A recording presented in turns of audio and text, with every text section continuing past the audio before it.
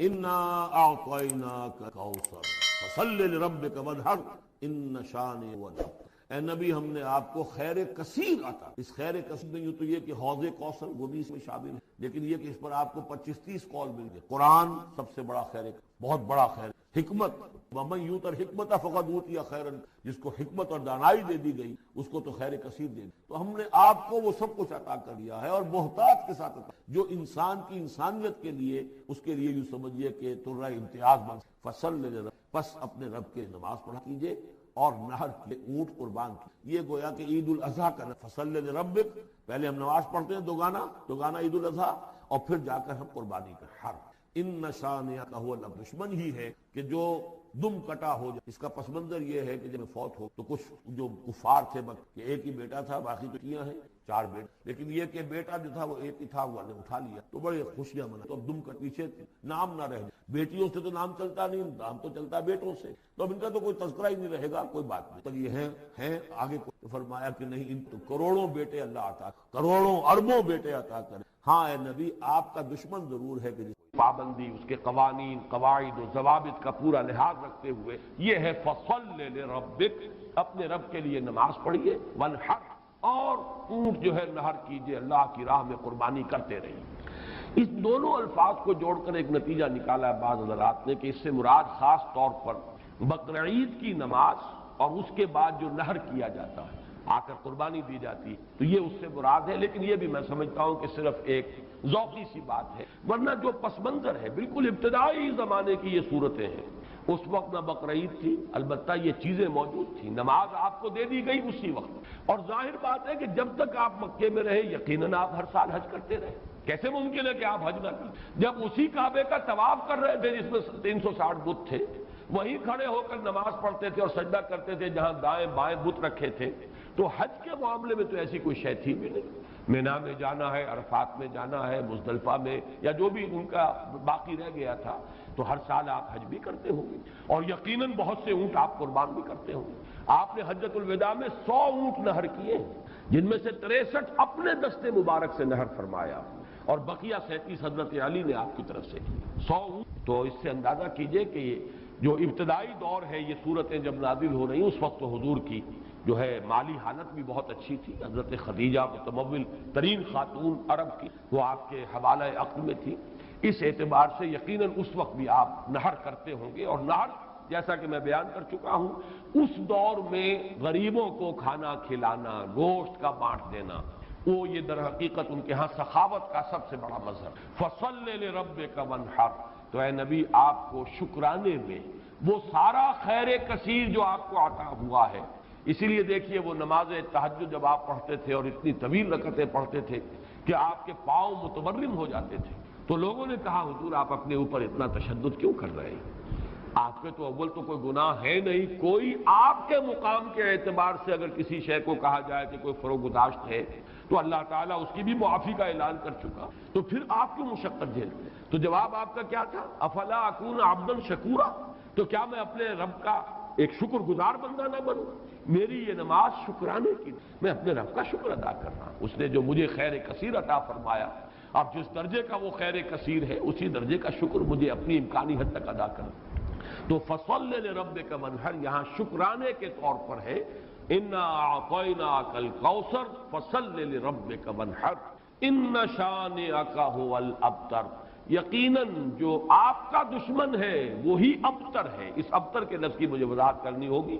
شنا، نون اور حمزہ آتا دشمنی کے لیے، ولا یجرمنکم شنآن قوم علی الا تعدلوا اعدلوا هو اقرب للتقوی، کسی دشمنی کسی قوم کی تمہیں آمادہ نہ کر دے کہ تم عدل سے راستہ جو ہے اپنا بدل لو اور دستکش ہو جاؤ، عدل پر رہو، چاہے تمہارا دشمن ہے اس کے ساتھ بھی۔ تو یہ شانی، یہ ہے اس کے معنی دشمن، ان شانئک هو الابتر، یقیناً آپ کا دشمن ہی ابتر ہے۔ ابتر کے معنی کیا؟ با تا را کا مادہ آتا ہے بطر، کسی شے سے کٹ جانا۔ خاص طور پر ایک درخت ہے، اس کی شاخ کٹ گئی، علیحدہ ہو گئی، شاخ مریدہ، ظاہر بات ہے اب اس کے لیے زندگی نہیں ہے، جب تک درخت سے جڑی ہوئی تھی اس کے لیے تر و تازگی تھی، وہ بڑھے گی، اس پر پھل بھی آتا اگر وہ آم کا درخت تھا۔ اب جب کٹ گئی تو وہ سوکھے گی، ختم ہو جائے گی، اس کے لیے کوئی تر و تازگی نہیں ہے، اس کا کوئی شاندار مستقبل نہیں۔ تو یہ کسی شے سے کٹ جانا، اسی معنی میں قوم سے کٹ جانا، علیحدہ ہو جانا، تنہا رہ جانا، لا تجعلنی فردن، مجھے اکیلا نہ بنا دے۔ تو یہ جو آتا ہے کہ میں اکیلا نہ رہ جاؤں، اس کے لیے بھی یہ لفظ آتا ہے۔ اور پھر جس کا ذکر یا جس کا سلسلہ منقطع ہو جائے، جس کے ہاں اولاد نہ ہو، اب نام اس کا کہاں رہے گا، ختم ہو جائے گا۔ اولاد نہیں ہے وہ بھی ابتر ہے، گویا کہ اس کا ذکر باقی رکھنے والا کوئی نہیں رہا، اس کا نام نہیں رہے گا دنیا میں، اس لیے کہ اولاد نہیں، خاص طور پر اولاد نرینہ۔ اسی طریقے سے جس جانور کی، جس چوپائے کی دم کٹی ہوئی ہے اسے ابتر کہتے تھے، دم کٹا، اس لیے کہ یہاں بھی کوئی شے کٹی ہوئی ہے اس کے جسم سے۔ تو یہ مختلف الفاظ ہیں، یہ معنی ہے اس لفظ کے ابتر کے۔ اب اس کو نوٹ کیجئے، حضور کو ابتر کہا قریش، کن کن معنی میں کہا اس کی تفصیل میں ابھی آپ سے سنا رہا ہوں، اور اس کا جواب دیا جا رہا ہے کہ یہ آپ کو ابتر کہہ رہے ہیں، اے نبی در حقیقت یہ ابتر ہوں گے، بلکہ یہ ابتر ہے، ان شانئک ھو الابتر۔ حضور کو ابتر کس کس معنی میں کہا ہے؟ بالکل اوائل میں جبکہ حضور صلی اللہ علیہ وسلم نے اپنا پیغام شروع کیا ہے تو لوگوں نے کہا بطرا محمد منا، یہ ابن جریر کی روایت ہے، محمد ہم سے کٹ گئے، ہمارا اپنا ایک طریقہ تھا، ہماری تہذیب، ہمارا تمدن، ہماری روایات، ہمارا مذہب، ہمارے عقائد، اب محمد ہم سے کٹ گئے۔ تو اس کا مطلب یہ ہے کہ یہ شاخ سوکھ جائے گی۔ یہ اگر جمعیت کے ساتھ رہتے، پوری اپنی قوم کے ساتھ رہتے تو ان کے لیے بھی شاندار مستقبل تھا، اب ان کا مستقبل بہت تاریک ہے۔ یہ بالکل ایسی بات ہے جیسے واصل بن عطا، یہ شاگردوں میں سے تھا حضرت حسن بصری رحمۃ اللہ علیہ کے، وہ تابعین میں سے ہیں، ان کا شاگرد اور بڑا ذہین شاگرد، لیکن اس نے مسئلہ تقدیر پر، جبر و قدر پر بحثیں شروع کی، تو جب اس طرح کی باتیں اس نے کہیں کہ جو اہل سنت کے شایان شان نہیں، تو پھر حضرت حسن بصری نے اسے اپنے درس سے نکال دیا اور کہا کہ اعتزل عنا، یہ ہم سے علیحدہ ہو گیا، اب اس کا راستہ علیحدہ ہے، اس کا ہم سے کوئی تعلق نہیں۔ اسی اعتزل عنا سے اعتزال کا مذہب بنا ہے، اور معتزلہ کہلاتے علیحدہ ہو جانے والے لوگ۔ تو اسی طریقے سے قوم کا پہلا ریئیکشن یہ تھا حضور صلی اللہ علیہ وسلم کے بارے میں کہ بطرا محمد منا، محمد ہم سے کٹ گئے صلی اللہ علیہ وسلم۔ اسی طریقے سے ایک مرتبہ قریش کی بڑی کوئی چوپال کے اندر ان کی بڑی مجلس تھی، اور کعب بن اشرف جو ہے وہ آیا ہوا تھا، یہودی، مدینہ منورہ سے، اس وقت تک تو یثرب تھا، ابھی کہاں مدینہ منورہ، اس وقت تک تو یثرب ایک بستی تھی، اس کا نام یثرب، وہ تو حضور ہجرت فرما کر گئے تو پھر وہ مدینۃ النبی اور المدینۃ المنورہ بنا ہے۔ تو وہاں لوگوں نے کہا، حضور کا ذکر کیا، اس نے پوچھا ہوگا کہ سنا ہے آپ کے ہاں کوئی ہے جس نے نبوت کا دعویٰ کیا ہے، تو الفاظ نقل کیے ہیں بزار نے حضرت ابن عباس رضی اللہ تعالی عنہما سے، الا تری الی ھذا الصبی المنبتر، دیکھتے نہیں ذرا تم، الا تری، یہ وہی ارایت الذی، یہ ان کے ہاں تعجب کی بات ہوتی تھی، ذرا دیکھو تو، تعجب بھی تحقیر بھی، یہ ہمارا ایک بچہ ہے۔ اب دیکھیے بچہ کہہ رہے ہیں، حضور اس وقت 42-43 سال کے ہوں گے، لیکن یہ انداز حقارت ہے، یہ تحقیر۔ پھر یہ کہ یہ لوگ ہوں گے 60 65 70 کے، یہ بڑے چودھری بیٹھے ہوئے، تو ان کے لیے تو وہ نوجوانی کی جو عمر ہے وہ 42-43 سال، وہ بھی گویا کہ بچہ ہونے کی بات ہے۔ الا تری الی ھذا الصبی المنبتر من قومہ، جو کٹ گئے اپنی قوم سے، یزعم انہ خیر منا، اور سمجھتا یہ کہ یہ ہم سے بہتر ہے، اس کا دین ہم سے، ہمارے دین سے بہتر، اس کا عقیدہ توحید ہمارے عقیدہ شرک سے بہتر، وَنَحْنُ أَهْلُ الْحَجِيجِ وَأَهْلُ الصَّدَانَةِ وَأَهْلُ السِّقَایَةِ، حالانکہ ہم حاجیوں کا بندوبست کرنے والی قوم ہے، ان کی میزبانی کرتے ہیں، انہیں پانی پلاتے ہیں۔ یہ جب الفاظ میں پڑھ رہا تھا آج تو مجھے وہ آیت یاد آئی سورہ توبہ کی، اجعلتم سقایۃ الحاج وعمارۃ المسجد الحرام کمن آمن باللہ والیوم الآخر وجاہد فی سبیل اللہ، اللہ پر ایمان لانا، یوم آخر پر ایمان لانا اور جہاد کا، یہ ہے اصل اعمال۔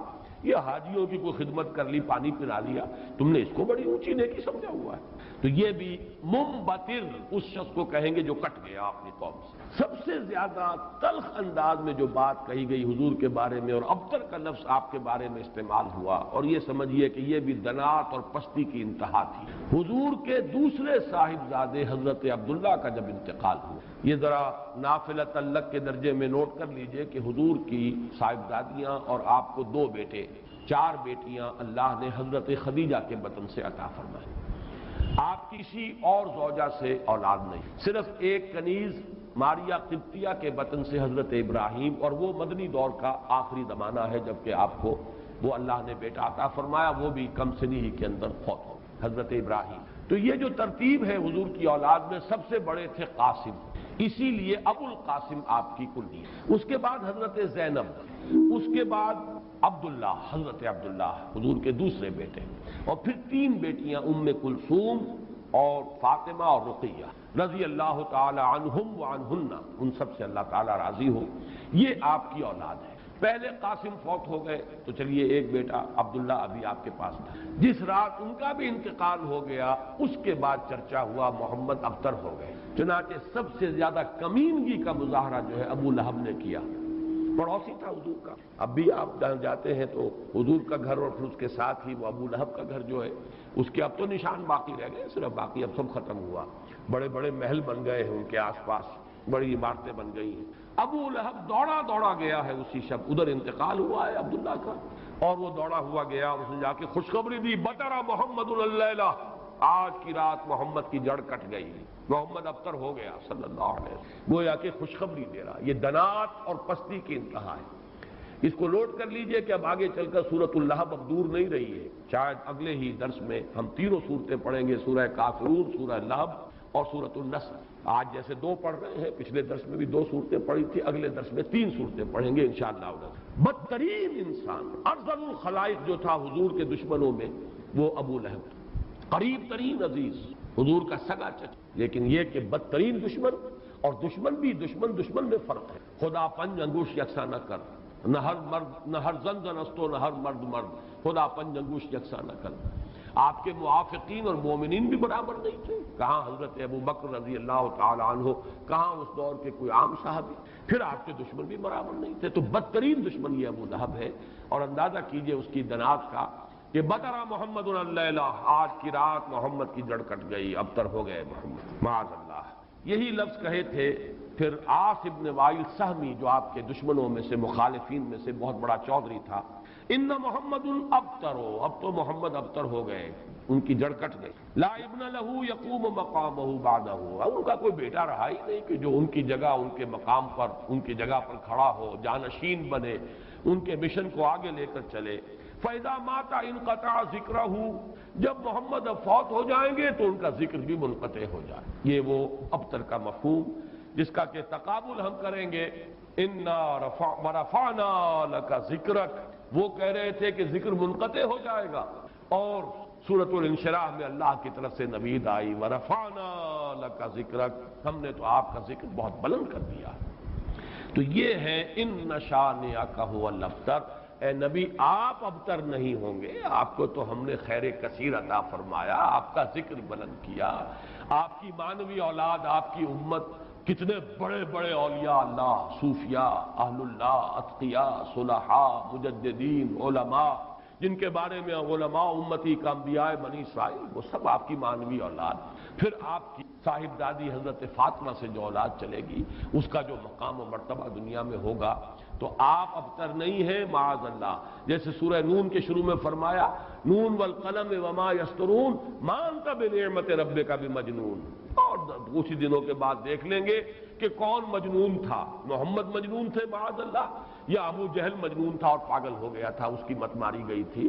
فَسَتَنظُرُ وَيَنظُرُونَ بِأَيِّكُمُ الْمَفْتُونُ، یہ میں بھول رہا ہوں آیت، آپ بھی دیکھ لیں گے اور یہ بھی دیکھ لیں گے کہ کون تھا جو کہ بچل گیا تھا اور جس کی مت ماری گئی تھی۔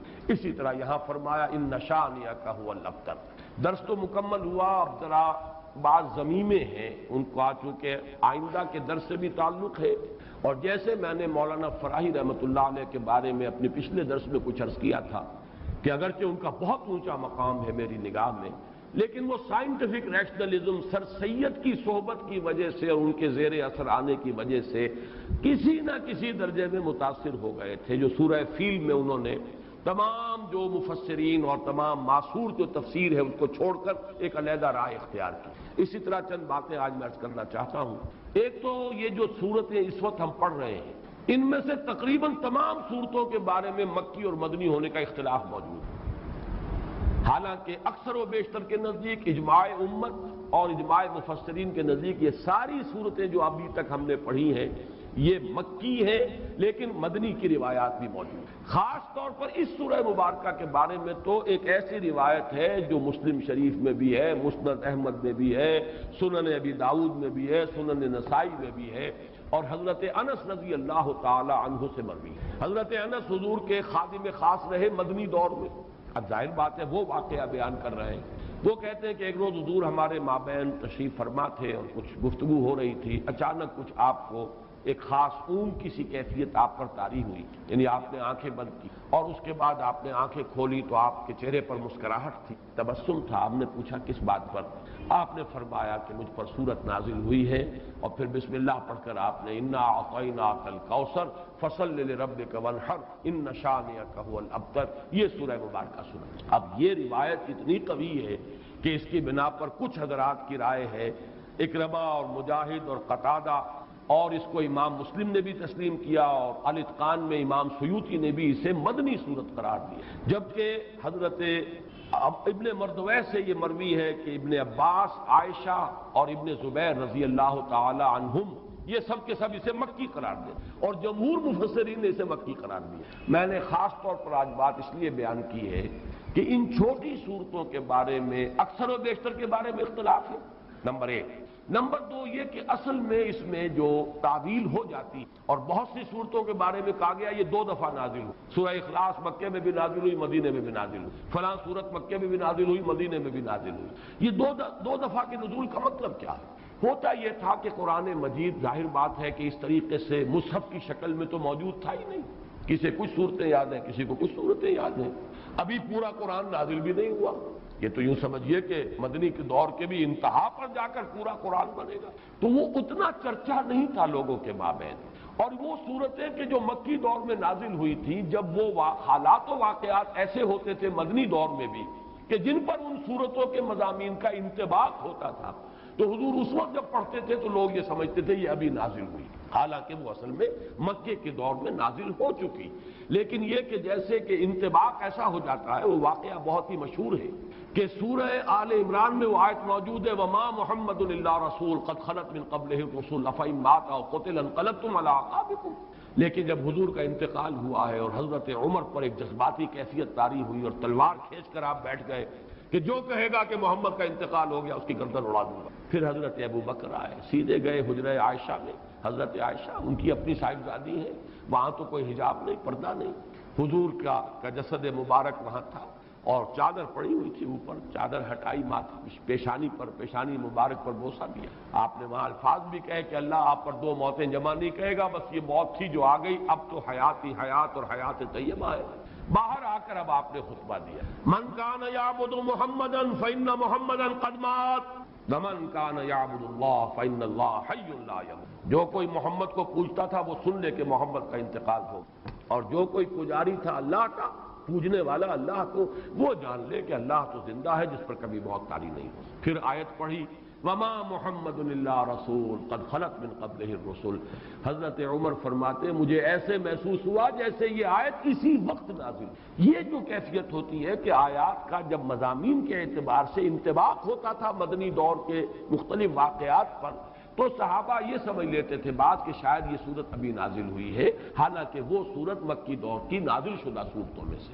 یہ میں نے خاص طور پر آج یہ ضمیمہ اپنے درس کا اس لیے بیان کر دیا ہے کہ اگلے درس میں ایک بڑی اہم بحث آئے گی سورۃ النصر کے زمانہ نزول کے بارے میں۔ میری رائے چونکہ اس کے بارے میں نے کافی غور و خوض کیا ہے، اور جس رائے پر میرا دل ٹھکا ہے وہ عام جو تفاسیر میں رائے ہے اس سے مختلف ہے، اس لیے میں نے یہ پورا مضمون آج تمہیداً بیان کر دیا کہ خود اس سورہ مبارکہ کے بارے میں مسند احمد ابن حنبل، صحیح مسلم اور سنن ابی داؤد اور سنن نسائی کی روایت کے برعکس جمہور مفسرین نے، ان کے نزدیک اس روایت کی روح سے یہ مدنی ہے، لیکن جمہور مفسرین نے اس کو مکی، تو گویا کہ اس میں رائے قائم کرنے کا موقع ہے، امکان ہے، اور انسان جو ہے مضمون کی دلالت کے اعتبار سے مضمون کیا ہے صورت کا کوئی نہ کوئی رائے قائم کر سکتا۔ اب دوسری بات میں عرض کر رہا ہوں، آج میں نے تذکرہ کیا تھا اور وہ میں نے جیسے کہ پچھلی مرتبہ عرض کیا تھا، اب یہ مصحف کا درس، قرآن مجید کا درس مسلسل اب ختم ہوا چاہتا ہے، میں سمجھتا ہوں کہ 2 نہیں تو میکسیمم 3 نشستوں میں ہم پہنچ جائیں گے اختتام تک. تو چند باتیں میں اپنے اس درس میں ریکارڈ کرا رہا ہوں تاکہ کچھ پتہ نہیں دوبارہ پھر یہ کہیں درس جو ہے شروع ہو تو زندگی میں کتنی مہلت ملے، کہاں تک میں پہنچ پاؤں. تو چند باتیں جو ہیں وہ افادہ عام کے لیے میں چاہتا ہوں کہ ابھی وہ نوٹ ہو جائیں، رجسٹرڈ ہو جائیں اور وہ ریکارڈ ہو. اور چونکہ میں نے اپنی 4 سورسز قرار دی، علامہ اقبال، ڈاکٹر رفیع الدین ایک سورس ہے، لیکن وہ کوئی مفسرین میں سے ہے ہی نہیں، ایک فکر ہے ان کا، سوچ ہے، تعبیر کی ہے انہوں نے. علامہ اقبال کو میں اس دور کا سب سے بڑا ترجمان القرآن مانتا ہوں. عظمت قرآن کا جتنا انکشاف اس شخص پر ہوا میرے نزدیک کسی دوسرے شخص پر نہیں. یہ میرا وہ قول ہے جس کو میں کھلم کھلا کہتا ہوں، بغیر بلا خوف تردید کہتا ہوں. لیکن بہرحال مفسر نہیں، میں نہ عارف، نہ مجدد، نہ محدث، نہ فقیہ. اور دوسرا جو ہے وہ شیخین، شیخ الہند، شیخ الاسلام. شیخ الہند مولانا محمود حسن کا ترجمہ اور شیخ الاسلام مولانا شبیر احمد عثمانی کے حواشی. یہ عروۃ الوثقیٰ ہے جس کو میں نے مضبوطی سے تھاما ہے. سلف کے ساتھ میرا رشتہ اس حدیث اور اس ترجمے اور تفسیر کے حوالے سے قائم ہے. اسلاف کے ساتھ میں جڑا ہوا ہوں، یہ عروۃ الوثقیٰ اس کی وضاحت میں کر چکا. لیکن استفادہ زیادہ جو میں نے کیا ہے وہ دوسرے 2 شعبے ہیں، مولانا فراہی اور ان کے شاگرد مولانا اصلاحی، مولانا ابوالکلام آزاد اور ان کے مانوی جانشین مولانا سید ابو العلا مودودی. ان میں سے 2 حضرات کے ساتھ میری طویل ایسوسیشن رہی ہے، جماعت اسلامی کے ساتھ مولانا مودودی کے ساتھ، پھر مولانا اصلاحی صاحب کے ساتھ اس سے بھی طویل. اس پہلو سے میں ان دونوں کے مابین جو بھی کوئی ربط اور تعلق ہے یا جہاں جہاں مجھے اختلاف ہوتا ہے میں اس کو خاص طور پر بیان کر دیتا ہوں. وہ کسی قد کی وجہ سے نہیں ہے، بلکہ اس لیے کہ چونکہ میں نے ان سے بہت کچھ فیض حاصل کیا، لہذا جہاں مجھے ان کی کسی رائے سے اختلاف ہے اسے میں نوٹ کروا دیتا تاکہ وہاں میری رائے جو ہے یہ نہ سمجھی جائے کہ میری رائے بھی وہی ہے جو مولانا مودودی کی ہے یا مولانا اصلاحی کی. بہرحال اس وقت جو بات مجھے نوٹ کرانی ہے وہ یہ ہے، کیونکہ میں نے آج کہا تھا کہ تفسیر سورہ کوثر کا جب میں نے تقابلی مطالعہ کیا ہے مولانا اصلاحی صاحب نے تو کچھ بھی نہیں اور کوئی اس پر محنت نہیں کی، کوئی حق ادا نہیں. مولانا فراہی کی کچھ چیزیں نقل کی جیسے سورہ فیل میں نقل کی ہیں، اسی طریقے سے سورہ کوثر میں نقل کر دی. لیکن یہ کہ مولانا مودودی نے تفہیم میں واقعہ یہ کہ حق ہے، بڑی محنت کی، ساری معلومات جمع کر دی. البتہ ان دونوں میں جو ایک فرق و تفاوت ہے اس کے اعتبار سے 2 پوائنٹ نوٹ کر لیں. مجھ سے بہت سے لوگ مشورہ مانگتے ہیں کہ آپ کون سی تفسیر ریکمنڈ کرتے ہیں، تو میں ہمیشہ یہ کہا کرتا ہوں کہ مولانا مودودی کی تفہیم اگر صرف آپ پڑھتے ہیں تو حواشی جو ہے شیخ الہند کے اور شیخ الاسلام کا ترجمہ اور حواشی وہ ضرور شامل کریں. تدبر قرآن پڑھتے ہیں تو اس کے ساتھ بھی اس کو ضرور شامل کیجیے. اس کی کیا وجہ ہے؟ یہ دونوں تفسیریں چاہے تفہیم القرآن ہو چاہے تدبر قرآن ہو، دین کا جو باطنی پہلو، تصوف کی جو چاشنی ہے، اس سے یہ دونوں تفسیریں بالکل خالی ہیں. قائل ہی نہیں. جب قائل نہیں تو ادھر ان کی توجہ نہیں ہوئی، ان حقائق پر نگاہ نہیں گئی. موتی ہیں، بکھرے ہوئے ہیں، لیکن یہ کہ آپ کی توجہ نہیں ہے، آپ کو نظر نہیں آگے کہ موتی بکھرے ہوئے ہیں. مولانا مودودی کا بھی وہ مزاج نہیں، مولانا اصلاحی صاحب کا بھی وہ مزاج نہیں، بلکہ مولانا اصلاحی صاحب زیادہ ہی سخت ہے. اس اعتبار سے ان دونوں کی تفسیروں کے اندر یہ پہلو جو ہے، ایک پہلو بہت ہی یوں سمجھیے کہ یعنی نظر انداز ہو گیا ہے. اس پہلو سے وہاں بڑی کمی ہے. اس کمی کو پورا کرنے کے لیے حرکی پہلو تفہیم القرآن میں ہے، تدبر قرآن مجید کے اپنے اسالیب، زبان کی بحث، ادب کے حوالے سے، اور نظم القرآن، قرآن کا نظم، سورتوں کا، آیات کا، یہ مولانا اصلاحی صاحب کا خاصہ ہے. لیکن دونوں چونکہ اس سے خالی ہے، مانوی اور وہ جو روحانی مباحث ہے، تصوف کے موضوعات ہیں، لہذا اس کو تو شامل کرنا چاہیے ہر صورت. یعنی شیخ الہند کا ترجمہ اور مولانا شبیر احمد عثمانی کے حواشی. اصولی طور پر یہ بات ثابت ہے کہ حضور پر جادو ہوا اور جادو کا کچھ اثر بھی آپ پر ظاہر ہوا اور اس کے ازالے کے لیے یہ صورتیں نازل کی گئیں. اس پہلو سے بھی یہ ثابت ہو جاتا ہے، اس لیے کہ جادو کا جو قصہ ہے نبی اکرم صلی اللہ علیہ وسلم پر وہ میں آپ کے سامنے اس وقت اجمالاً بیان کر دیتا ہوں. یہ ہماری تفسیروں میں بڑی تفصیل کے ساتھ موجود ہے، بلکہ مولانا مودودی نے تو تمام روایات کو جمع کر کے اس کا ایک پورا مربوط جو ہے تسلسل کے ساتھ پورا ایک واقعہ مرتب کر کے اپنی کتاب میں تفہیم میں درج کر دیا ہے. یہ واقعہ ہے صلح حدیبیہ کے بعد کا. صلح حدیبیہ کے بعد جیسا کہ آپ کو معلوم ہے کہ نبی اکرم صلی اللہ علیہ وسلم چونکہ مشرکین عرب کی طرف سے فارغ ہو گئے اور یکسو ہو کر اب آپ نے یہود خیبر میں جو آباد تھے اور جو لوگ یہاں سے گئے تھے مدینے سے وہ بھی وہیں جا کر آباد ہو گئے تھے، اور وہ اسلام کی مخالفت کا ایک بہت بڑا مرکز بن گیا۔ تو صلح حدیبیہ کے بعد آپ نے ادھر کا رخ کیا، یہ تو تاریخاً ثابت ہے، اور اس کے بعد خیبر فتح ہوا۔ لیکن معلوم ہوتا ہے کہ یہود کو، خیبر کے یہود کو پہلے سے اندازہ ہو گیا تھا کہ اب یہ رخ ہماری طرف ہوگا، اب یکسو ہو گئے محمد صلی اللہ علیہ وسلم، تو اپنی پوری طاقت کے ساتھ وہ ہمارے اوپر حملہ آور ہو سکتے ہیں۔ تو انہوں نے گویا کہ پیش بندی کے طور پر یہ کوشش کی کہ ان کا ایک وفد آیا مدینے میں، اور یہ لبید ابن عاصم ایک شخص تھا بنی زریق کا، جو انصار ہی کا ایک قبیلہ ہے بنی زریق، ان میں ایک شخص لبید ابن عاصم منافق تھا، یا یہ کہ کم سے کم یہودیوں کا حلیف تھا۔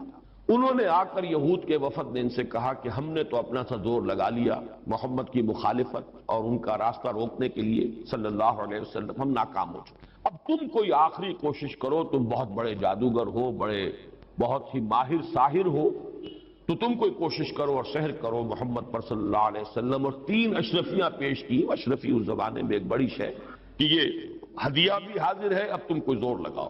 اس نے پھر خدمات حاصل کی ایک یہودی لڑکے کی جو حضور کے ہاں اس وقت بطور خادم کام کرتا، اس نے کہیں سے حضور کی کنگھی کے 2-3 دندانے جو ہیں وہ توڑے، اور اس میں آپ کے منہ مبارک بھی تھے، جیسے کنگھی کے اندر آپ کو معلوم ہے بال جو ہیں وہ کہیں اڑ جایا کرتے ہیں آخر میں، تو وہ لے کر اس کے پاس گیا، اس پر اس نے جادو کیا۔ اس کا میں بعد میں عرض کروں گا کہ یہ جادو کا یہ معاملہ جو ہے اس حوالے سے کہ یہ کیا ضرورت ہے کہ بال ہوں اور اس کے حوالے سے جادو کیا جائے، اس کی بھی آج کے اعتبار سے بعض حضرات شاید سمجھتے ہوں کہ یہ بالکل بے تکی باتیں ہیں، لیکن اب جہاں تک سائنس پہنچ چکی ہے ان تمام باتوں کی توجیہ اب بالکل سمجھ میں آنے والی ہے، اس لیے کہ یہ کسی شخص کا، اس کے جسم کا ایک حصہ، بال بھی انسان کے جسم میں سے اگ رہے ہیں، اس میں بھی جو سیلز ہیں ان میں جینز ہیں، اور ہر شخص کے کچھ جینز ہیں جس کے حوالے سے اس کی شخصیت کا تشخص ہے، اس کی انفرادیت ہے، ان جینز کے حوالے سے ان کے واسطے سے اس شخص کے ساتھ ربط قائم کرنا، جو بھی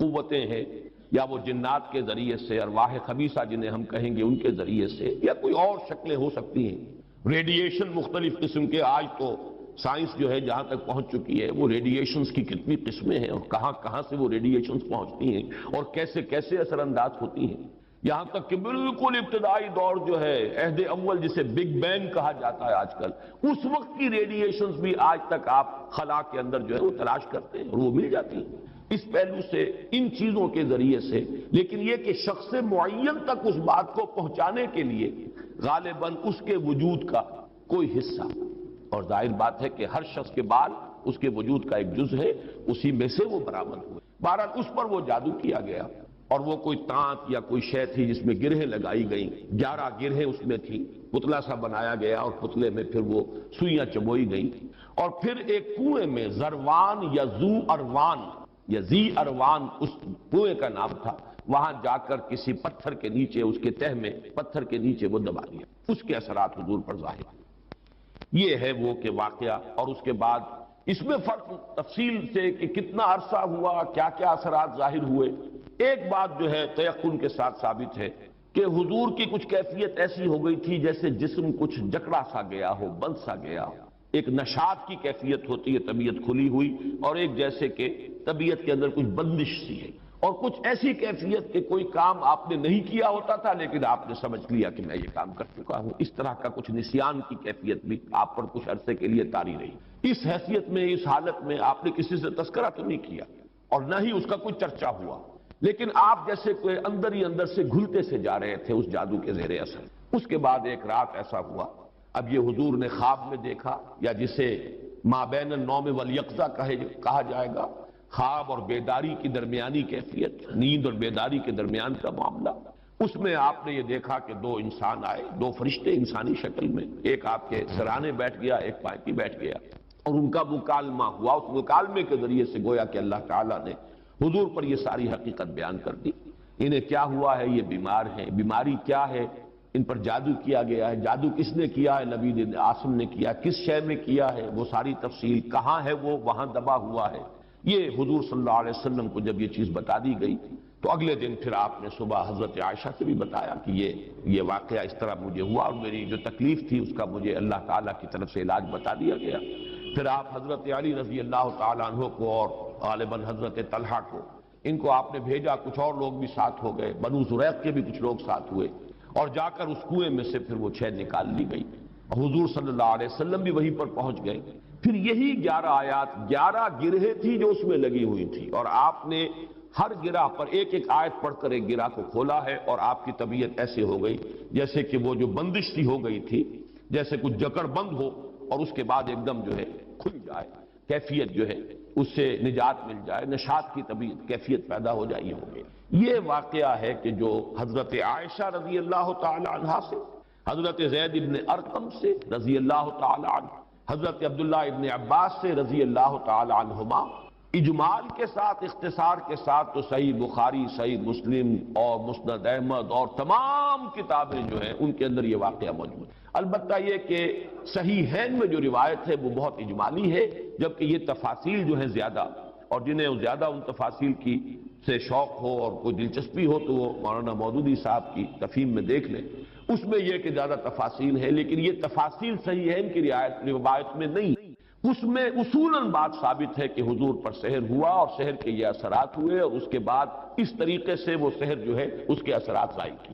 ایک تواتر کے ساتھ جو ہمیں روایت ملتی ہے کہ یہ حضور صلی اللہ علیہ وسلم پر جب سحر ہوا ہے اس وقت یہ صورتیں نازل ہوئی ہیں، اور حضرت جبرائیل علیہ السلام نے یہ تلقین فرمائی کہ ان آیات کے ذریعے سے آپ اس سحر کے اثر کو زائل کریں، چونکہ ان میں ایک آیت موجود بھی ہے وَمِن شَرِّ النَّفَّاثَاتِ فِي الْعُقَدِ، تو اس کے حوالے سے اس میں ایک ربط بھی قائم ہوتا ہے، وَمِن شَرِّ النَّفَّاثَاتِ فِي الْعُقَدِ، اور پھونک مارنے والیوں کی شر سے کہ جو گرہوں پر، عقدوں پر پھونک مارتی ہیں۔ یہ ہے وہ جادو اور ٹونے کا معاملہ، جادو، ٹونا، ٹوٹکا۔ اس میں نفاسات کیوں آیا؟ جادوگر تو مرد بھی ہوتے ہیں، عورتیں بھی ہوتی ہیں، اس کے بارے میں مختلف تعبیرات کی گئی ہیں، چونکہ ان کے نفوس کی یہ شرارت ہے، لہذا نفس کی طرف نسبت دیتے ہوئے اسے مؤنث بنایا گیا، یا چونکہ ان کی جماعتیں ہیں، ان کے گروہ ہیں، لہذا ایک جماعت کے لیے لفظ مؤنث کہا جاتا ہے عربی زبان میں، تو شاید اس کے اعتبار سے نفاسات کہا گیا۔ ایک رائے یہ بھی ہے کہ عاصم ابن لبید کی بہنیں اور بیٹیاں خاص طور پر ماہر تھیں، اور جو جادو اس نے کیا حضور صلی اللہ علیہ وسلم پر اس میں وہ بھی شامل تھی، اس لیے شاید یہ نفاسات کا لفظ آیا ہے۔ بہرحال اس پر ہمارے تمام مفسرین کا اجماع ہے کہ اس سے مراد ہے جادو کے لیے، ٹونے کے لیے، ٹوٹکے کے لیے کچھ پھونک پھونک کر گرہوں پر پھونکے مارنا اور گرہ لگانا۔ عقد یہ جمع ہے عقدے کی، عقدہ کہتے ہیں گرہ، تو عقدہ جمع اس کی عقد، گرہوں پر پھونکے مارنے والیوں کے شر سے رب الفلق کی پناہ میں آتا ہوں۔ جادو برحق ہے، کلمات کی تاثیر ثابت ہے، ہر کلمہ خیر ہو، کلمہ شر ہو، اس کی کوئی تاثیر ہے، اس کے کوئی نتائج ہے، اور اس کے نتائج نکلتے ہیں، جیسے کہ جسمانی کسی کو زخم لگایا جائے، جیسے حضور صلی اللہ علیہ وسلم کو بھی زخم لگا ہے غزوہ احد میں، خون کا فوارہ چھوٹا، زیادہ خون بہ گیا تو غشی بھی طاری ہوئی، سب کچھ ہوا، دندان مبارک شہید ہوئے۔ جیسے جسم اطہر پر یہ اثرات جو ہیں خارجی حملوں اور خارجی جو زخم لگے ہیں ان کے ظاہر ہوئے، اسی طرح یہ مانوی قسم کا جو حملہ تھا اس کا بھی نبی اکرم صلی اللہ علیہ وسلم پر اثر ہوا ہے۔ یہ صحیحین کی روایات سے ثابت ہے، اور میں یہ سمجھتا ہوں کہ اس سے انکار کرنا در حقیقت یہ اس دور کے بڑے فتنوں میں سے ایک فتنہ ہے۔ جو چیز اس طریقے سے ثابت ہو جائے اور اس میں کہ عقلی اعتبار سے خود قرآن سے ثابت ہے، اس لیے کہ حضرت موسیٰ علیہ السلام پر بھی جادوگروں کے جادو کا اثر ہوا، قرآن میں ثابت، جب مقابلہ ہوا ہے، اور حضرت موسیٰ علیہ السلام کا معجزہ بھی یہی تھا نا کہ عصا ڈالتے تھے زمین میں وہ اژدہا بن جاتا تھا، حیۃ تسعیٰ، سانپ ہے ہلنے والا چل رہا ہے، اور وہی کچھ انہوں نے کر کے دکھا دیا عارضی طور پر۔ جادوگر آئے، انہوں نے اپنی چھڑیاں اور اپنی رسیاں پھینکی اور وہ بھی نظر آئے، سب کو نظر آئی کہ جیسے سانپ ہے چل رہے ہیں، جیسے سب کو نظر آئی حضرت موسیٰ کو بھی نظر آئی، جیسے نظر بندی آپ کہتے ہیں نظر بندی سب کی ہوئی تو حضرت موسیٰ کی بھی ہو گئی۔ عصمت انبیاء سے یہ کوئی شے بعید نہیں ہے، معلوم ہوا کہ قرآن سے ثبوت مل رہا ہے۔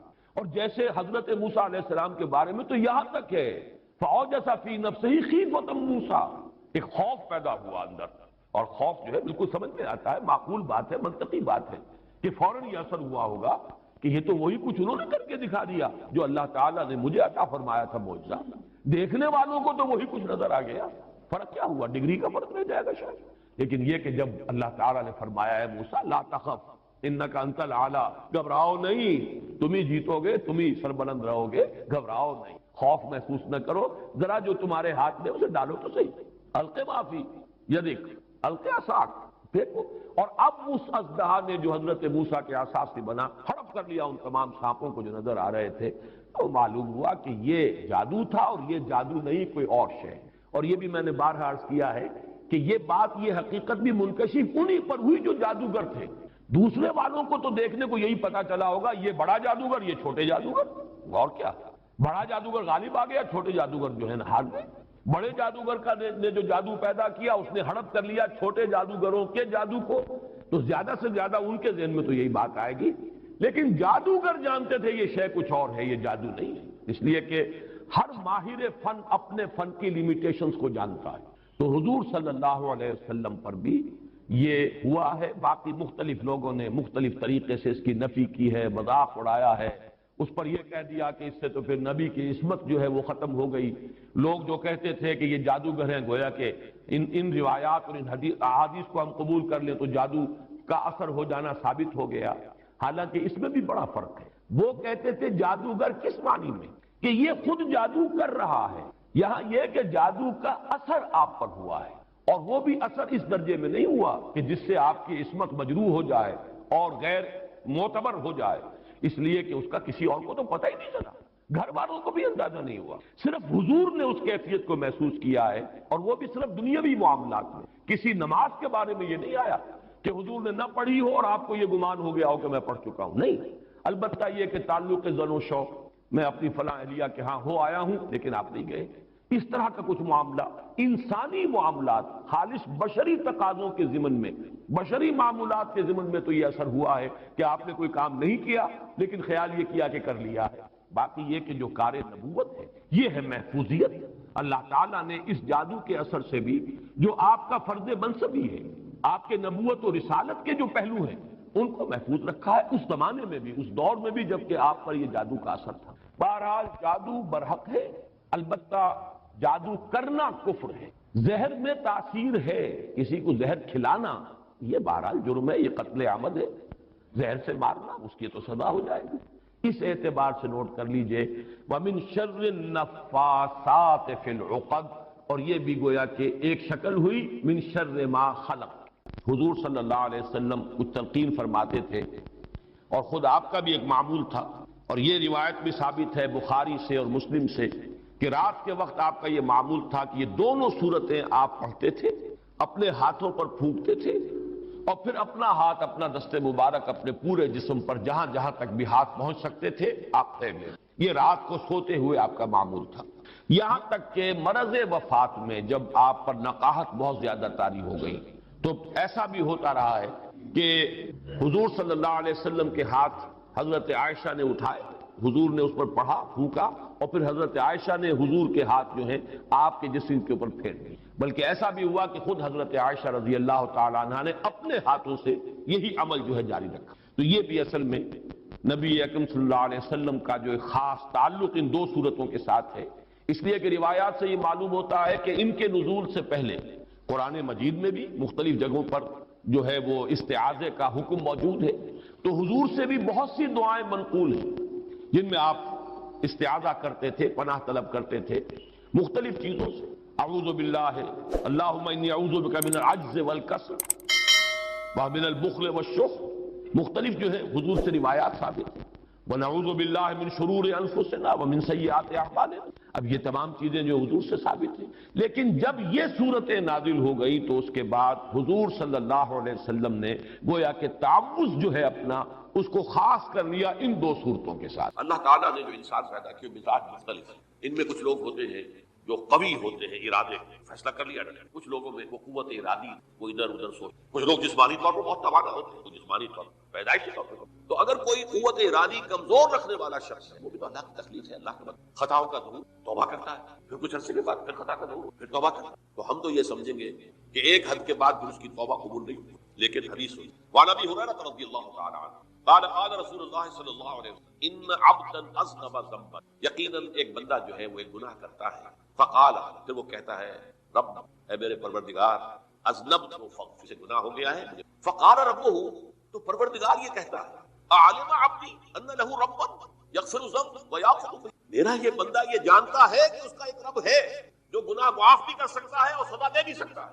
کیا معنی ہے؟ گناہ اس نے کیا ہے لیکن جانتا ہے اللہ کہ وہ معاف بھی فرما سکتا، تبھی تو وہ اللہ سے معافی کرتا. اس کے اس جاننے کی بنیاد پر، اس علم کی بنیاد پر، اس کے اس ایمان کی بنیاد پر فرمایا غفرت لعبدی، میں نے اپنے معاف کر. ثم مکث ما شاء اللہ، پھر وقت گزرا جتنا کہ اللہ نے چاہا. ثم اذنب ذنبا، پھر اس سے گناہ. فقال رب اذنبت ذنبا فاغفر، پھر کہتا ہے پروردگار سے گناہ ہو گیا ہے مجھے معاف فرما. فقال ربہ، اللہ فرماتا ہے عالم عبدی ان لہ ربا یغفر الذنب ویأخذ، میرا بندہ ہے نا جو جانتا ہے کہ اس کا ایک رب ہے، ایمان باللہ اس کے پکار رہا ہے، اور یہ بھی جانتا ہے کہ وہ گناہ معاف بھی کر سکتا ہے اور چاہے تو پکڑ سزا بھی دے. تو فرمایا اللہ تعالیٰ فرماتے ہیں میں نے فرمایا میں نے معاف. ثم مکث ما شاء اللہ، پھر ایک عرصہ گزرا اس کے بعد. ثم اذنب ذنبا، پھر اس نے گناہ کیا. قال رب اذنبت ذنبا آخر، اس نے کہا پروردگار میں نے پھر ایک اور گناہ کر دیا، فاغفر لی، مجھے بخش دے. فقال عالم عبدی ان لہ ربا ویأخذ، میرا بندہ جانتا ہے نا کہ اس کا ایک رب ہے جسے وہ پکار رہا ہے، اور وہ جانتا ہے کہ اسے اختیار حاصل ہے کہ چاہے تو بخش دے اور چاہے تو پکڑ دے. اس کے اس علم اس ایمان کی بنیاد پر میں اسے معاف کروں. ایک اور حدیث میں نے چونکہ اس گفتگو کے لیے احادیث کا تفحص کیا ہے تو بہت ہیں حدیثیں، میں نے ان میں سے کچھ چنی. ہمارے پاس واعظ ناصح وہ بھی کسی شخص کو روکتے رہے، برائیوں سے روکتے رہے نہیں رکتا تو کہیں غصے میں آ کے اللہ تجھے کبھی معاف نہیں کرے. یہ کتنا بڑا جرم ہے، اس کا اندازہ کیجیے. تم میرے بندے کو میری رحمت سے مایوس کر رہے ہو، کتنا بڑا جرم ہے، اس کا اندازہ کیجیے. یہ مسلم شریف کی روایت ہے عن جندب، حضرت جندب رضی اللہ تعالیٰ عنہ، ان رسول اللہ صلی اللہ علیہ وسلم حدث، کہ اللہ کے رسول صلی اللہ علیہ وسلم نے ایک واقعہ بیان کیا. ان رجلا قال، کہ ایک شخص نے یہ کہا واللہ لا یغفر اللہ لفلان، خدا کی قسم اللہ تعالیٰ فلاں شخص کو کبھی معاف نہیں. وان اللہ تعالیٰ قال، اس پر اللہ تعالیٰ نے یہ فرمایا منزل الذی یتعالی علیہ، یہ کون ہے جو میرے اوپر حکومت کرنے والا آ گیا، جو میری طرف سے حکم لگا رہا کہ میں کبھی معاف نہیں کروں. منزل الذی، کون ہے وہ شخص، الذی یتعالی علیہ انی لا اغفر لفلان، کہ میں فلاں شخص کو کبھی معاف نہیں کروں گا. قد غفرت لفلان، اس کو تو میں نے معاف کر دیا. واحبطت عملہ، اس شخص کے تمام اعمال میں نے ضائع کر. یہ ہے جو توبہ کی دعوت دے، توبہ کی لوگوں کو آمادہ کرے، توبہ جو ہے ترغیب دے، اللہ تعالیٰ معاف فرمانے والا. اب آخری حدیث سنا رہا ہوں، یہ تو بہت ہی عجیب حدیث ہے اور متفق علیہ، بخاری اور مسلم دونوں. حضرت ابو سعید الخدری رضی اللہ تعالیٰ عنہ اس کے راوی، حضور نے فرمایا کانا فی من کانا قبلکم رجل قتل 99 نفسا، تم سے پہلے جو امت تھی بنی اسرائیل کی، ان کا ذکر، اس میں ایک آدمی ایسا تھا جس نے 99 قتل. اب آپ اندازہ کیجئے کتنا بڑا گناہ کبیرہ ہے قتل. قرآن مجید میں آتا ہے فکانما قتل الناس جميعا، اگر ایک انسان کو بھی ناحق قتل کر دیا گیا تو یہ ایسی ہے گویا کہ اس نے پوری نوع انسانی کو، اس نے 99 قتل. فہل لہ من توبۃ، پھر اس کے بعد یہ ہوا کہ اس کے اندر توبہ کا جذبہ پیدا ہوا. فسأل عن اعلم اہل الارض، تو اس نے پھر سوال کیا، لوگوں سے پوچھا کہ زمین میں رہنے والوں میں کون سب سے بڑا عالم ہے. فدل علی راہب، تو اسے بتایا گیا فلاں راہب فلاں جگہ پر ہے، وہ بہت نیک ہے، بڑا عالم. فاتاہ، وہ اس کے پاس آیا. فقال انه قتل 99 نفسا فهل له من توبہ، انہوں نے کہا دیکھیے راہب صاحب میں نے 99 انسان قتل کیا، اب مجھے یہ بتائیے کہ میرے لیے توبہ کا کوئی امکان ہے. فقال اللہ، انہوں نے کہا نہیں. فقتله، اس نے اس کو بھی قتل کیا. فکمل به 100، اپنی سینچری مکمل کر لی، مطلب 99 کے بعد ایک ہی کسر تھی، اس کو بھی قتل کیا، 100 پورے کر. ثم سأل عن عالم اہل الارض، پھر اس نے کہا کوئی بڑے عالم انسان کو. فدل علی رجل عالم، پھر اس کی رہنمائی کی گئی ایک بڑے عالم شخص کی. فقال انه قتل 100 نفس، اس نے وہاں جا کر کہا کہ میں 100 انسان ہلاک کرتا ہوں، قتل کرتا ہوں. فهل له من توبہ، میرے لیے توبہ کا کوئی امکان ہے. فقال نعم، کیوں نہیں، توبہ کا راستہ معلوم یغرر، جب تک کہ وہ گھنگرو نہیں بج رہا اس وقت تک تمہارے توبہ کا دروازہ کھلا. پہلے افراد توبہ کریں اور صحیح توبہ. صحیح توبہ کیا ہے؟ ہماری زندگیوں میں کوئی حرام شے ہے فوراً نکالنا. ہماری معاشرت میں اور اس معاشرے میں رہتے ہوئے جو قانون ہے جس کے پابند ہیں، ہم کسی زانی کو رجم نہیں کر سکتے، ناممکن. یہ تو قانون ہی بنے گا تب ہوگا.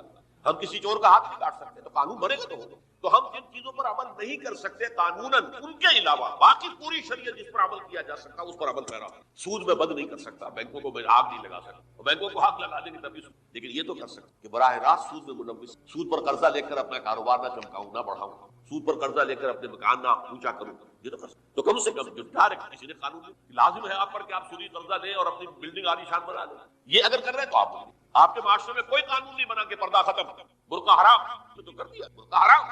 وہاں تو سر کو اوپر جو ہے ڈھانپنا جو ہے، اسکارف لینا بھی ممنوع. یہاں تو نہیں. پھر یہاں جنہوں نے چھوڑا ہے مجرم خود ہے. یہاں تو اللہ کا شکر ہے کوئی ایسا مصطفیٰ کمال پیدا آج تک نہیں جس نے اس چیزوں کا حکم دیا. ہاں ترغیب ذرائع ابلاغ کے ذریعے سے، فحاشی ہے، اریانی ہے، لیکن چوز آپ خود کرتے ہیں، فیصلے کا اختیار آپ کا اپنا۔ تو جن چیزوں کے اندر بھی گناہ سے بچنے کا امکان ہے اس کو عملاً ترک کیا جائے، اور نمبر 2 عزم مصمم کر لیا جائے کہ اللہ اب بقیہ زندگی اس میں اپنی توانائیاں، اپنی قوتیں، اپنی صلاحیتیں سب کروں گا تیرے دین کی تبلیغ اور تیرے دین قائم کرنے کی عزم۔ یہ سلطنت خدا داد ہے، اور اللہ ہے خاص ہے، خاصان رسول وقت دعا ہے، امت میں تیری آگ یا جب وقت پر۔ میں اپنے احساسات جو ہیں آپ کے سامنے الفاظ میں بیان کیا۔ یہ جب یروشلم کی تباہی ہوئی تھی جس کا میں نے ذکر کیا ہے، 6 لاکھ انسان ختم ہوئے اور 6 لاکھ کو نبوکدنضر جو تھا وہ ہانک کر بھیڑوں بکریوں کی طرح بیبلون، اس سے پہلے کتنے ہی نبی اہل کتاب تھے، وہ کہتے رہے تھے کہ ہوش کرو، توبہ کر لو، بلکہ ایک جگہ کے الفاظ یہ، درخت کی جڑ پر کلہاڑا رکھا جا چکا ہے، اب بھی ہوش میں آ جائے۔ دنیا پرستی، جو بھی ان کے نفس پرستی، جو بھی ان کے اوپر انہوں نے توبہ نہیں، تباہی و بربادی آج ہماری نگاہوں کے سامنے عراق کے ساتھ کیا، بغیر اس کے کہ کوئی جرم، بغیر اس ہم تو بڑے بڑے جرم کر چکے، ان کی نگاہ نان پرولیفریشن ٹریٹی جو ہے اس کے خلاف ہمارا عمل جا رہا ہے۔ دنیا کے اندر ان کا کہ ہم اس کو ایٹمی صلاحیت کو نہیں پھیل دیں، وہ ایک خاص وقت افغانستان میں انہیں ہماری ضرورت تھی، اپنے اصل دشمن یو ایس ایس آر، اپنے مقابل کی طاقت کو ختم کرنے انہوں نے اپنا منہ جو ہے پھیر لیا تھا، نہیں دیکھا تھا، اور ہمارے ہاں اللہ کی یہ رحمت آ گئی کہ ایٹمی، اور پوری دنیا میں شاہ عبداللہ نے کہا تھا، پرنس عبداللہ نے، کہ یہ آپ کا نہیں ہے، تو نواز شریف صاحب سے جب اس کا ہم نے دھماکہ کیا، یہ بم آپ کا نہیں ہے، یہ پوری امت میں۔ کیسے یہ برداشت کر یہودی اور یہودیوں کے اعلی کار عیسائی، خاص طور پر Protestants, west white Anglo Saxon Protestants, تو سمجھ لیجئے کہ پاکستان کی پیشہ رکھا، یہ میرے احساسات کی اس سے کم میں تعبیر ہو نہیں سکتی۔ اب بھی توبہ کرو، توبہ کراؤ، مل جل کر طاقت بنو، کوشش کرو کہ یہاں اسلام میں، اور اس اسلام میں بھی دعا کرو اللہ سے کچھ اور بولا۔ اللہ میں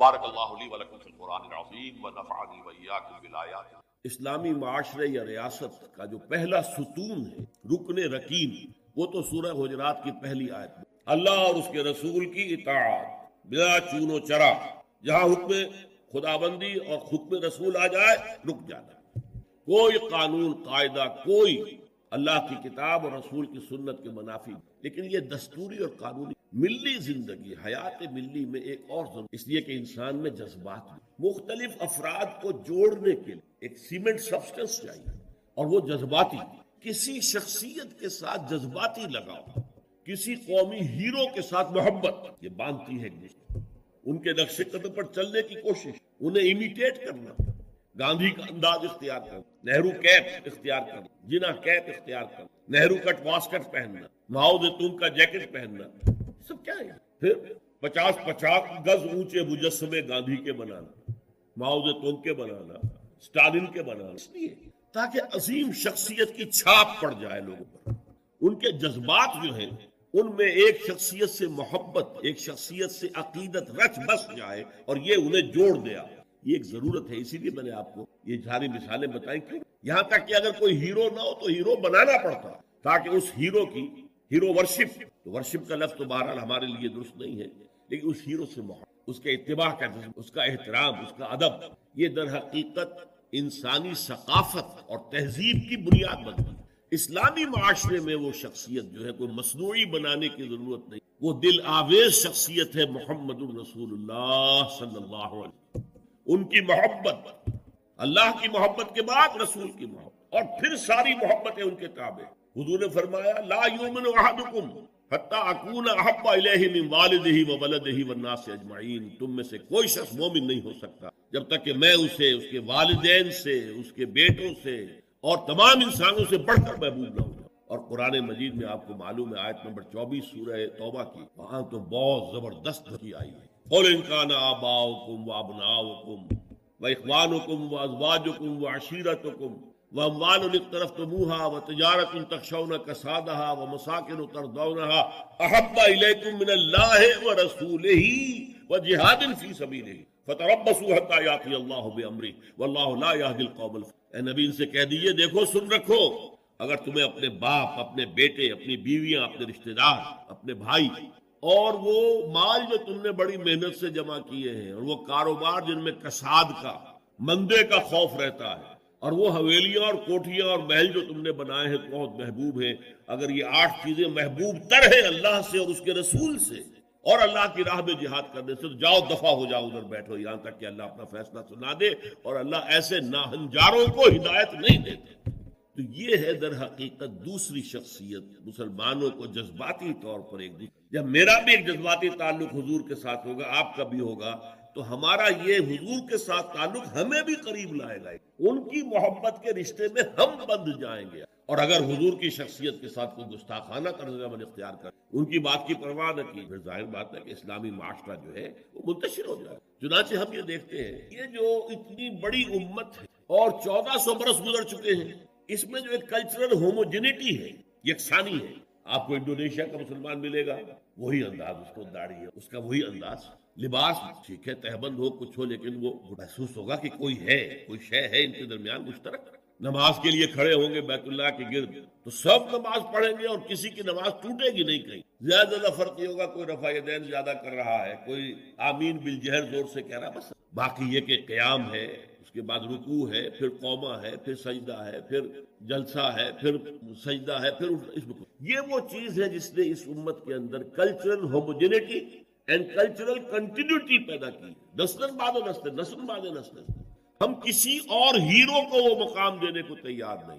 اقبال نے بہت خوبصورت شعر کہا، یہ زائرین حریم مغرب ہزار رہبر بنے ہمارے، ہمیں بھلا ان سے واسطہ کیا جو تجھ سے نہ آشنا رہے۔ یہ جو ہمارے ہاں کوشش ہوئی قائد اعظم کو ہیرو بنا دیا جائے، محترمہ فاطمہ جناح کو آئیڈیل بنا دیا جائے، اس کی یہاں تک انتہا ہوئی ہے۔ پاک میں میرا طالب علمی کا دور کہ ایک صاحب نے لکھا تھا، آج کی عورت کے لیے فاطمہ بنت محمد نمونہ نہیں ہے، نمونہ فاطمہ جناح ہے، یہ نسبت خاک رابع عالم ہے۔ ان کا اپنا مقام ہے، انہوں نے قائد اعظم کی جیسے خدمت کی ہے، ساتھ دی، اور ہم ان کی قدر کریں گے، لیکن ہمارے لیے قابل اقتداء، قابل اتباع وہ فاطمہ بنت عائشہ زوجہ رسول اللہ ہے، ان کا اتباع۔ ہیرو ہمارے وہ یہ زائرین حریم مغرب، جو مغرب کی تہذیب میں رنگے ہوئے لوگ ہیں، ہزار رہبر بنے ہمارے، ہمیں بلا ان سے واسطہ کیا جو تجھ سے نہ آشنا رہے۔ ہمارے لیے تو در حقیقت ایک معیار ہو، محمد سے جو جتنا نزدیک، ہمارے دلوں میں اتنی ہی اس کی قدر و قیمت ہوگی۔ جو جس درجے میں متبع رسول ہے، اسی درجے میں ہمارے دلوں میں اس کے لیے احترام ہوگا، ادب ہوگا، محبت۔ اب اس میں جو رکھنے پڑ رہے تھے، اصل میں اس کے تاریخی پس منظر کو سمجھ لی۔ یہ جو سورہ حجرات ہے، یہ مصحف میں سورہ فتح کے فوراً بعد، سورہ فتح سے در حقیقت عرب میں اسلام کی فتوحات کا دائرہ شروع ہو۔ سورہ حدیبیہ کو بھی اللہ تعالیٰ نے فرمایا یہ بہت بڑی فتح ہے جو ہم نے تمہیں دی ہے، انا فتحنا لک فتحا مبینا۔ اگلے سال خیبر فتح ہو گیا، جو سب سے بڑا گڑھ بن گیا تھا یہودیوں کا حجاز کے شمالی سرے پر۔ اگلے سال مکہ فتح ہو گیا، تو فتوحات کا دور شروع ہو چکا۔ جب فتوحات کا دور شروع ہو گیا تو ظاہر بات ہے اب بہت سے لوگ یدخلون فی دین اللہ افواجا، چڑھتے سورج کو تو سبھی پجاری ہوتے ہیں۔ اب اسلام کا وہ دور جو تھا غریبی کا، اور اسلام جو ہے وہ کمزور تھا، ضعیف تھا، وہ دور ختم ہوا۔ وہ چڑھتے سورج کے پجاریوں کی بڑی تعداد، لیکن ایک تو یہ ان کی دو تین چیزیں بڑی نمایاں۔ ایک تو وہ آ کر حضور پر احسان کرتے تھے، دیکھیے ہم بغیر لڑے بھڑے اسلام لے۔ نمبر دو اکھڑ تھے، جو مزاج عرب کا ہے، اکھڑ، ادب اور احترام یہ ان کی لغتی میں نہیں، بہت اکھڑ مزاج۔ قومن لدہ قرآن مجید نے کہا، جھگڑا نہیں کو، بڑی اکھڑ تھا، لہذا وہ حضور کے اس مقام کو نہیں پہچان پا رہے، بس مان لیا آپ اللہ کے رسول ہیں، ہم نے مان لیا جی، اور کیا۔ لہذا ان سے بعض ایسی حرکتیں سرزد ہو کہ جو احترام رسول کے منع، اور احترام رسول کے منافی حرکتیں ہوں گی تو ملت اور امت کے پارا پارا ہونے کا اندیشہ۔ سیمنٹ سبسٹنس جو ہے جو جوڑ رہا ہے انہیں، وہ ایک تو قانون ہے، اللہ اور اس کے رسول کے احکام، یہ قانونی اور دستوری بنیاد ہے، اور ایک ہے اللہ کے رسول سے محبت۔ ویسے تو محبت سب سے زیادہ اللہ سے آئی ہے، لیکن ظاہر بات ہے کہ اللہ تو وراء الورا ثم وراء الورا ثم وراء الورا، اس کا تو کوئی تصور ہم کرتے ہی نہیں، کر سکتے ہی نہیں، کریں گے تو وہ شرک ہو جائے گا، کفر ہو جائے گا۔ جو بھی ذہن میں نقشہ جمائیں گے وہ اللہ تو نہیں ہے، کوئی اور شے ہے جو آپ نے بنا لی۔ می تراشا فکر ماں ہر دم خدا بندے دیگر، نیا سا نیا خدا۔ لیکن ایک محسوس طے کرے محسوس حضور کی شخصیت، دل آویز شخص، حضور میں رحمت، حضور کی شفقت، یہ تو لوگوں کے سامنے، حضور کا اعلیٰ کردار، حضور کی پاک سیرت، یہ تو حضور کے سامنے۔ لہذا اصل محبت کا مرکز جو ہے وہ ذات نبی بن جائے۔ از خدا، بہت پیارے الفاظ ہیں اقبال کے، اگرچہ ذرا سا اس میں تجاوز، از خدا محبوب تر گردد نبی اللہ سے زیادہ محبوب ہو جاتا۔ حالانکہ جب آپ اصولاً بیان کریں گے تو والذین آمنوا اشد حبا للہ، جو واقعی اہل ایمان ہیں وہ شدید ترین ہوتے ہیں اللہ کی محبت میں۔ اور جو سورہ توبہ کی آیت میں نے آپ کو سنائی اس میں بھی پہلے محبت خداوندی کا ذکر ہے، پھر محبت رسول، کہ اگر یہ 8 چیزیں احب الیکم من اللہ ورسولہ وجہاد فی سبیلہ فتربصوا حتی یاتی اللہ بامرہ واللہ لا یہدی، لیکن اللہ تک پہنچانے والا تو اللہ کے پیغامات دینے والا ہمیں اللہ کا رسول ہے نا، محمد ہے۔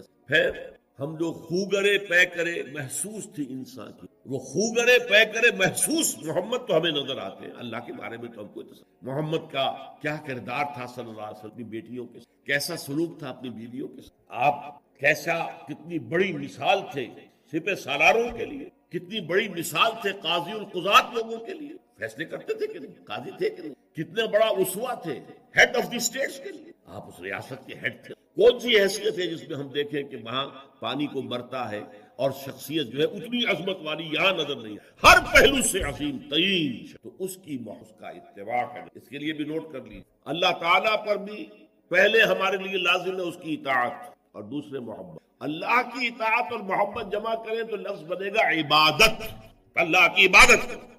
رسول کے لیے بھی اطاعت بھی اور محبت بھی، لیکن رسول کے لیے اطاعت اور محبت کو جمع کریں گے اتباع بنے گا، پیروی کرو۔ یعنی ایک تو ہے حضور نے حکم دیا اس پر تو عمل کرنا ہی کرنا ہے، ورنہ تو ہم مسلمان ہی نہیں ہیں۔ ایک یہ ہے کہ ہم نے خود دیکھا حضور کیا کہا، حضور چلتے کیسے، میں بھی ویسے ہی چلتے۔ حضور نے اپنے بٹن بند نہیں کیے تھے، میں بھی ساری عمر۔ حضور فلاں سفر میں اس درخت کے نیچے سے ہو کر گزرے تھے، ادھر سے ہو کے۔ اب یہ حضور کا حکم تو نہیں ہے نا، لیکن ایک جذبہ ہے، نقش قدم کی پیروی، اس کا نام۔ تو جب اطاعت کے ساتھ محبت رسول کی شامل ہو جائے گی تو اس کا نام اتباع ہو۔ اللہ کا اتباع ہم نہیں کر سکتے، اللہ خالق ہے، مالک ہے، مدبر کائنات ہے، اس کی پیروی کیسے کریں گے؟ ہاں، رسول کا اتباع جو ہے، قل ان کنتم تحبون اللہ فاتبعونی یحببکم، سے کہہ دیجیے اگر تم اللہ سے محبت کرتے تو میرا اتباع کرو، اللہ تم سے محبت کرے۔ تو اللہ کے لیے اطاعت جمع محبت مساوی ہے عبادت، اور رسول کے لیے اطاعت جمع محبت مساوی ہے اتباع۔ ہاں، ایک پہلو ایسا ہے جس کے حوالے سے حضور کی عظمت ہماری سمجھ میں آئے گی۔ حضور ایک انسان کی حیثیت سے کیا تھا، ایک باپ کی حیثیت سے آپ کا کیا طرز عمل، ذرا یاد کیجئے۔ جگر گوش ہے رسول حضرت فاطمہ بطول رضی اللہ تعالیٰ عنہ، وہ حاضر ہوتی ہے، ابا جان دیکھیے چکی پیس پیس کر یہ گھٹے پڑ گئے میرے ہاتھ، یہ کنویں سے پانی لاتی ہوں، مشکیزیں کہ یہاں پر بدیاں پڑ گئی۔ حضور اب تو عام لوگوں پر بھی آسانیاں ہیں، لوگوں کے ہاں غلام آ گئے ہیں، کنیزیں آ گئی ہیں، مال و دولت آ گئی، مجھے بھی کوئی غلام کنیز عطا ہو جائے۔ اور آپ کو معلوم ہے یہ لخت جگر نور چشم محمد کی سب سے پیاری بیٹی صلی اللہ علیہ وسلم، کوئی شک نہیں، فاطمہ کیا بیتی ہوگی حضور کے قلب پر۔ لیکن فرمایا کیا بیٹی، یہ دنیا کی چیزیں ہماری لیے نہیں، میں تمہیں اس سے بہتر شے دیتا ہوں۔ تسبیح فاطمہ ہر نماز کے بعد 33 مرتبہ سبحان اللہ، 33 مرتبہ الحمدللہ، 33 مرتبہ اللہ اکبر کہہ لیا۔ لیکن سوچ لیجئے دل پر کیا گزری صلی اللہ علیہ وسلم۔ حضرت عائشہ سے پوچھئے، حضرت خدیجہ سے پوچھئے، حضور کیسے شوق تھے، آپ سے زیادہ خواتین کے حق میں نرم، گھر کے کام کا جھاڑو دے رہے ہیں، کپڑے جو ہے بوسیدہ انہیں سی رہے، گھر میں بیٹھے ہوئے، یہ کام کرتے۔ بہرحال ایک بات میں آپ سے عرض کروں، آپ انسان کی جس حیثیت کا بھی ذہن میں تصور کریں گے وہ ساری حیثیتیں محمد میں موجود ہیں۔ محمد حاکم کی حیثیت، محمد سپہ سالار کی حیثیت سے بھی، محمد قاضی القضات بھی ہیں، محمد ہیڈ آف دی اسٹیٹ بھی ہیں، محمد بیویوں والے بھی ہیں، اولاد والے بھی ہیں، محمد 5 وقتہ امام بھی ہیں، جمعہ کے خطیب بھی ہیں، مدرس قرآن بھی ہیں، مربی بھی ہیں، مزکی بھی ہیں، اور ہر میدان میں بلند تر کوئی ایسی جامع شخصیت ملے گی۔ ہمارے ہاتھ و حال یہ ہے کہ جو خطیب صاحب ہوتے ہیں وہ 5 وقتہ نماز کیسے پڑھا سکتے، ان کا تو اونچا مقام ہے۔ 5 وقتہ نماز کے لیے تو علیحدہ چاہیے امام آپ کو، اور وہاں بھی ایک امام سینئر ہوگا، وہ عشاء مغرب اور فجر پڑھائے گا، ایک جونیئر ہوگا بیچارہ، وہ جو خاموش نماز ہے وہ پڑھائے گا۔ 5 وقتہ نماز پڑھا رہے ہیں محمد صلی اللہ علیہ وسلم، اور خطیب بھی ہوئی، مربی بھی ہوئی، مزکی بھی ہوئی۔ ہمارے ہاں جو لوگ تزکیہ نفس کے میدان میں ہیں وہ پھر جماعت کبھی نہیں کراتے، کبھی نہیں دیکھا ہوگا آپ نے کسی صاحب کو کراتے۔ یہ جامعیت کبریٰ۔ پہلی بات تو یہ نوٹ کیجئے، حضور انتہائی غیور، انتہائی۔ یہ کہا جاتا ہے کہ اگر حضور گھوڑے اس میں سوار ہوتے تھے اونٹ پر اور آپ کا کوڑا نیچے گر گیا تو آپ یہ کسی سے نہیں کہتے تھے کہ ذرا یہ میرا کوڑا مجھے پکڑا دینا، یہ بھی گوارا نہیں تھا۔ آپ اونٹ بٹھا کر نیچے اتر کر اپنا کوڑا خود اٹھاتا، کسی سے اپنے ذاتی کام کے لیے کوئی مدد مانگنا امکان ہی نہیں۔ بلکہ ایک واقعہ تو وہ ہے جب بھی میں تذکرہ کرتا ہوں میری آنکھوں میں آنسو آ جائے۔ یہ ہجرت کے وقت کا واقعہ ہے. آپ کو معلوم ہے حضور نے تمام مسلمانوں کو مکے سے جانے کی اجازت دی، چلے جاؤ مدینے، چلے جاؤ مدینے. آپ خود تھے موجود، اس لیے کہ رسول اپنے مقام کو نہیں چھوڑ سکتا وداؤٹ ایکسپریس پرمیشن فرام اللہ سبحانہ وتعالی. اب حضرت ابوبکر پوچھ رہے ہیں حضور اجازت آ گئی؟ نہیں آئی. آ گئی نہیں آئی، دن گزر رہے. حضرت عائشہ کی روایت ہے کہ ایک روز ہم نے دیکھا دوپہر کے وقت آ رہے ہیں حضور، کپڑے سے اپنا سر جو ہے ڈھانپا ہوا ہے. عرب میں دوپہر کے وقت وزٹ کرنا جو ہے یہ ان کے خلاف، ان کی تہذیب کے خلاف، یہ قیلولے کا وقت ہوتا. تو حیران ہوئے، آتے ہی فرمایا ابوبکر ہجرت کی اجازت ہو. اب انتہائی خوشی سے اور بڑی امید میں کہ بڑی شاباش ملے گی حضرت ابوبکر